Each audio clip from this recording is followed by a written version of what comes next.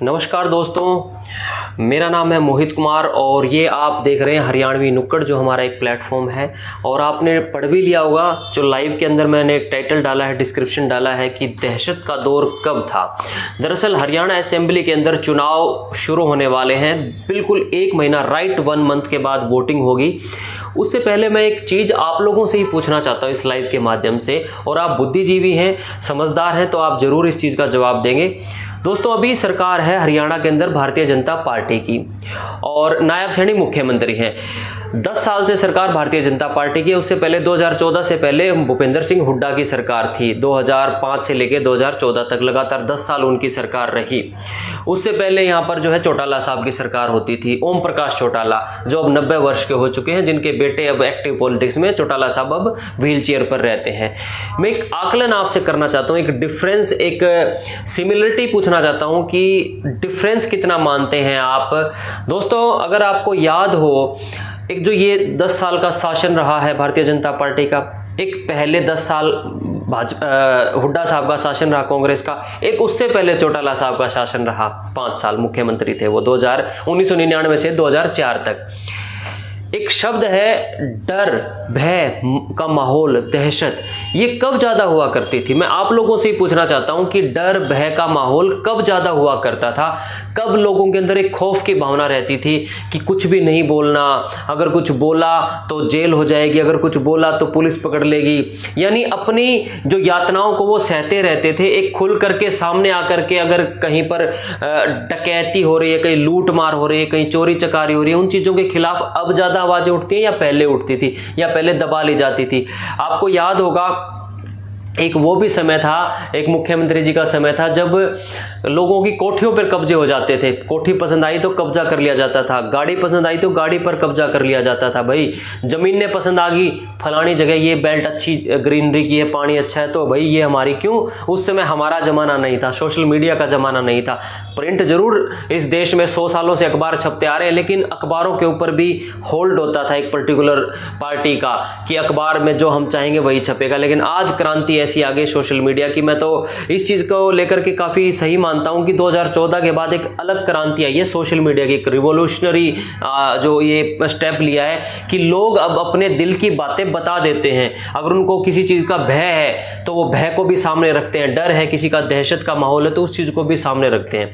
मैं आप लोगों से पूछना चाहता हूँ, एक दौर आया था पीछे सरकार में, 2014 से पहले की सरकार में, कि वहाँ पर क्या होता था, ज़मीनों को लेकर के बड़े सौदेबाजी होती थी।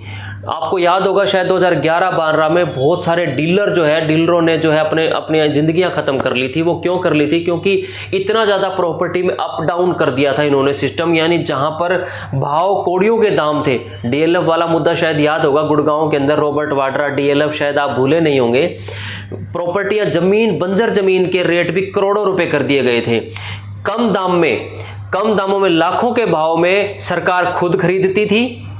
किनसे? जो मैंने जिनका नाम लिया, जो कांग्रेस के काफ़ी करीबी थे, सोनिया गांधी के दामाद हैं रॉबर्ट वाड्रा, उनसे कम दाम में ज़मीन जो है खरीद करके फिर उनको दे दी जाती थी, यानी 50 लाख में दी। उसके बाद वो वहाँ पर डीएलएफ नाम से एक बड़ी बड़ी फाइनेंस, हाउसिंग फाइनेंस की बड़ी बड़ी बिल्डिंगें बनाते थे, फिर 1-1 करोड़ का फ्लैट बेचते थे। ये बड़ा सिस्टम चला था। इस चीज़ के ऊपर पूरी लगाम पिछले 10 सालों में लगी है। जो गुड़गांव के अंदर प्रॉपर्टियों के नाप शनाप रेट हो गए थे, इस चीज़ के ऊपर लगाम जरूर लगी है।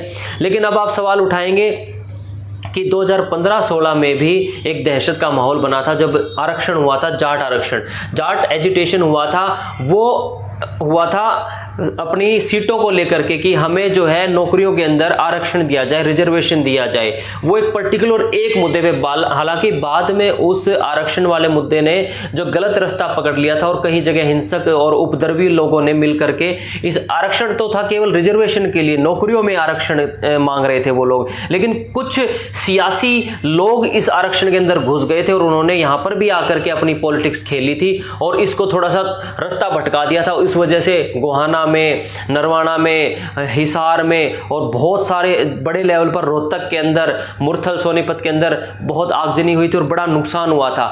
लेकिन उसको हम ये नहीं कह सकते कि वो एक दहशत का माहौल था। वो चला था, कई दिनों तक चला था, कंट्रोल कर लिया था सरकार ने।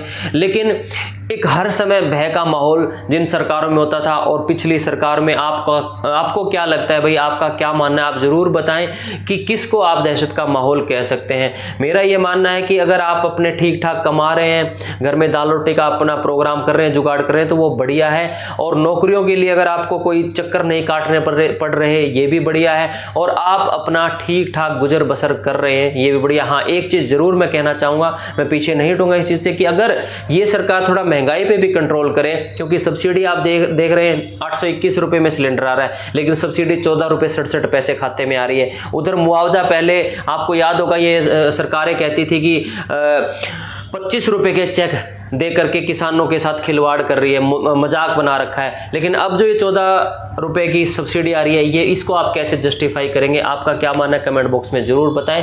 तो इन चीज़ों के ऊपर अगर थोड़ा सा सरकार कंट्रोल करे तो मेरे ख्याल से बहुत बेहतर होगा और देश का और हमारे प्रदेश का भविष्य सुनहरा होगा। लाइव देखने के लिए आप सभी का शुक्रिया। कमेंट जरूर करें साथियों।